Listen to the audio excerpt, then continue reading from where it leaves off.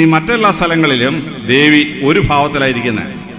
പക്ഷേ മൃദംഗശൈലേശ്വരി ദേവിയുടെ ദശാവതാരത്തിൻ്റെ 10 ഫോം കാണിക്കുന്ന ക്ഷേത്രമാണ് മൃദംഗശൈലേശ്വരി ക്ഷേത്രം.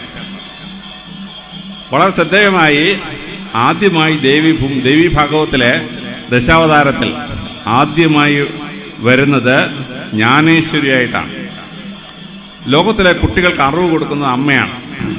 അപ്പം അമ്മയെ അറിവിൻ്റെ ഉത്ഭവമാക്കി മാറ്റാൻ, ജ്ഞാനേശ്വരിയാക്കി മാറ്റാൻ ആ ജ്ഞാനേശ്വരി ഭാവത്തിൽ ഭഗവതി ആര്യമായി അവതരിച്ചു.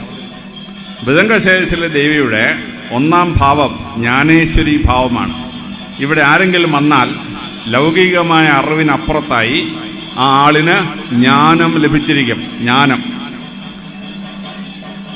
വിദ്വാൻ തമ്പുരാൻ കഥകളിയുടെ ഔന്നത്യത്തിലെത്തിച്ചു. ഓരോ കഥകളിയിൽ ആട്ടക്കഥ എഴുതണം. ആട്ടക്കഥ എഴുതാൻ നേരം